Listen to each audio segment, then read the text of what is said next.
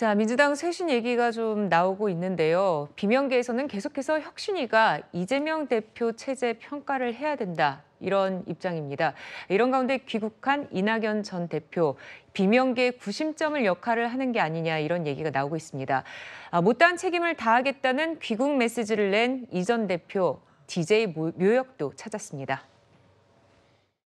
지금 대한민국이 불안합니다. 그러나 저는 믿습니다. 대한민국이 이 지경이 된 데는 저의 책임도 있다는 것 잘 압니다. 저의 못다한 책임을 다하겠습니다. 김대중 대통령은 제 정치의 원점입니다.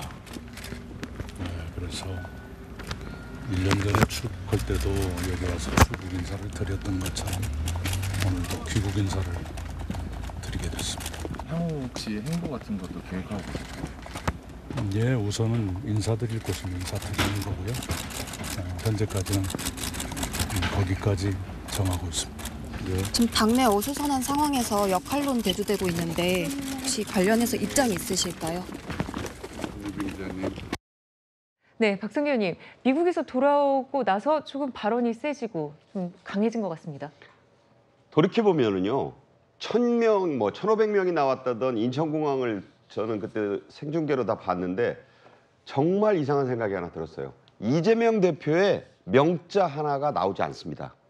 그냥 빈말로라도 이재명 대표를 중심으로 혹은 이 대표와 함께 이런 말이 나와야 되는데 처음부터 끝까지 그런 얘기가 한마디도 나오지 않았어요. 여기에 담긴 정치적 의미가 저는 매우 심장하다 이렇게 봅니다. 그리고 못다한 책임을 다하기 위해서 이런 말이 나오잖아요. 뭘 못다한 책임일까?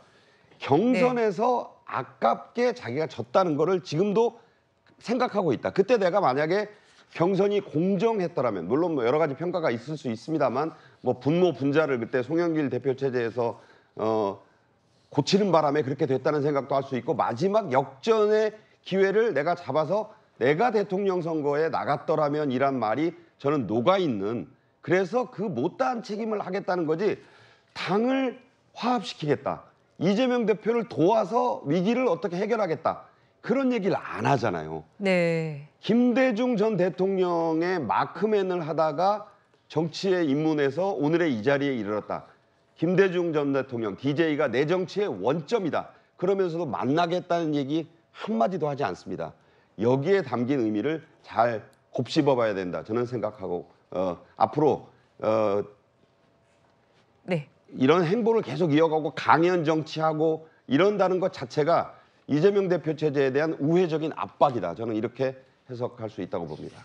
네. 이재명 대표가 안부 전화를 하면서 만남을 제안했다고 전해지고 있습니다. 두 사람이 언제 만날지도 정치권에 관심이 쏠리고 있는데 친명계에서는 하루라도 빨리 만나서 이 대표에게 힘을 실어줘야 한다 이렇게 얘기하지만 이 전 대표 측은 신뢰 회복이 먼저다 이런 입장입니다. 요즘에 또 신천지 연루설들이 지금 급속히 또 퍼지고 있더라고요. 예. 이분이 돌아오시니까 이런 식으로는 정말 신뢰를 회복하기가 쉽지 않다. 아하. 라는 말씀을 드리고 싶어요. 2021년입니다. 21년에 이재명 대표께 이낙연 후보를 쓰시려면 좀 크게 쓰셔라. 물리적 화합을 위해서, 화학적 결합을 위해서도 상임선대위원장을 맡기시는 게 어떠냐라고 제가 제안을 드렸는데 예. 그때 반응이 좀 의외였어요. 김혜경 여사 법화 사건이 터지고 그리고 나서 이낙연 대표에게 상임선대위원장을 맡아달라고 절실하게 요청이 왔죠. 결과가 나쁘게 나오니까 이낙연이 안 도와줬다는 이 허무맹랑한 이야기들이 나오기 시작하더라고요. 네, 정혁준 변호사님, 제3자가 보기에도 좀 이렇게 앙금이 깊어 보이는 얘기가 오가네요. 제가 봤을 때 두 분의 그 골은 굉장히 깊어요. 왜냐하면 그 이낙연 그 전 대표 입장에서는 본인이 후보가 될 수 있었는데 그런데 그 룰이 운동장이 기울어졌기 때문에 후보 자리를 뺏겼다. 그다음에 그것도 괜찮죠. 그런데 만약에 이낙연 전 대표가 후보였으면 정권을 뺏기지 않았을 건데라는 생각을 하고 있는 것 같고요.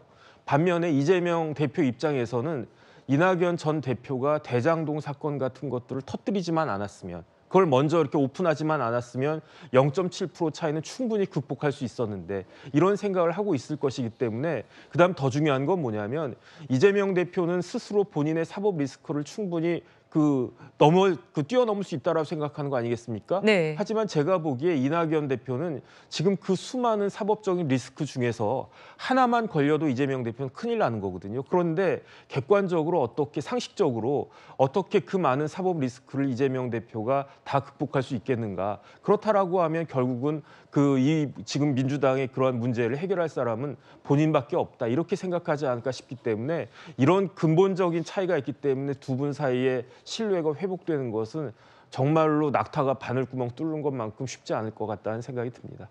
네. 자, 국민의힘에서는 이낙연 전 대표가 귀국하고 나서 조금 달라진 분위기가 나오고 있습니다. 하태경 의원, 이 전 대표가 총선을 이끌면 여당이 120석도 힘들다 이런 얘기를 했는데 김종혁 의원께서는 여기에 동의하십니까? 저는 뭐 사실상은 동의는 안 합니다. 그런데 하태경 의원이 저렇게 말씀을 하신 것은 어떻게 보면 이제 외곽을 때리는 노련한 어떤 정치적인 수사라고 생각이 들어져요. 지금 이제 주류는 네. 어쨌거나 지금 이재명 대표가 주류가 되셨잖아요. 예. 근데 만약에 저런 이야기들, 그 하태경 의원 말처럼 야, 이게 이낙연이 되면 우리가 여당이 진다고 그러지 않냐. 그러니까 우리가 그 이낙연을 해야 되는 거 아니야?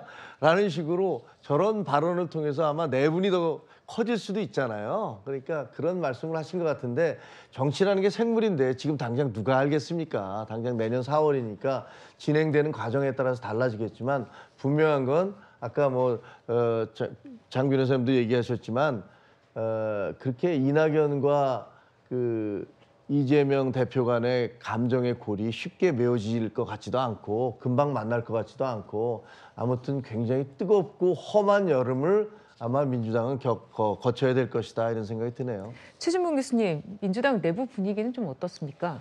뭐 내부 분위기는 특별한 건 없어요. 제가 알기로는. 그러니까 예. 물론 이제 지금 말씀하신 것처럼 이낙연 전 대표가 뭐 쉽게 마음을 열지 않고 있는 것 같아요. 근데 뭐 지지층은 대체적으로 이재명 대표를 중심으로 뭉쳐 있는 상황이고 뭐 잘 아시는 것처럼 이제 실망감이 있었던 부분은 그런 부분이에요.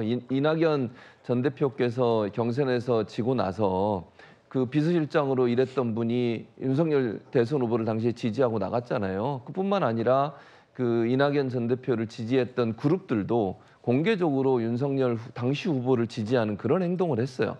거기에 대한 배신감이 있는 겁니다. 민주당 네. 내부에 있는 지지자들은 그런 것들을 이낙연 전 대표가 막거나 아니면 강하게 질타를 했어야 되거든요. 그런 모습이 전혀 없었어요.